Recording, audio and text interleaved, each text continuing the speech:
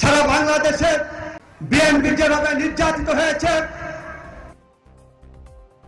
মেহেরপুর সদর উপজেলার বারাদি ইউনিয়ন বিএনপির আয়োজনে বাংলাদেশ জাতীয়তাবাদী দল বিএনপির কেন্দ্রীয় ঘোষিত প্রক্রিয়ায় দলের পুনর্গঠন জাতীয় ও স্থানীয় পর্যায়ে সকল চ্যালেঞ্জ মোকাবেলায় দলকে সক্ষমতা অর্জনের প্রত্যয়ে কর্মী সমাবেশের আয়োজন করা হয়। তার মধ্যে মেহেরপুর অন্যতম। আপনারা যদি আবার গমের ভয়ে না শুতে চান, আপনারা যদি ভুট্টো খেতে না ঘুমাতে চান, কৃষকের দেশ, কৃষি প্রধান দেশ। এই বারাদিতে আমাদের এখানে আছে বৃহৎ একটি ফার্ম, কৃষি ফার্ম। মঙ্গলবার বিকালে বারাদি ইউনিয়ন বিএনপির উদ্যোগে মোমিনপুর সরকারি প্রাথমিক বিদ্যালয় মাঠে এই কর্মী সমাবেশ অনুষ্ঠিত হয়,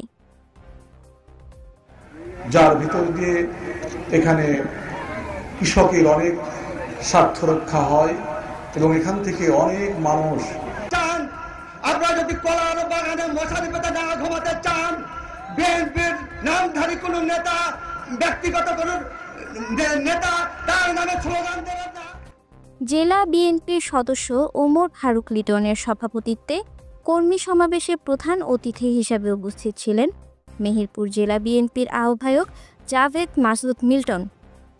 প্রধান অতিথির বক্তব্য রাখেন জাভেদ আলী মেম্বার, জেলা স্বেচ্ছাসেবক দলের সিনিয়র যুগ্ম আহ্বায়ক মাহফুজুর রহমান মাহফুজ প্রমুখ।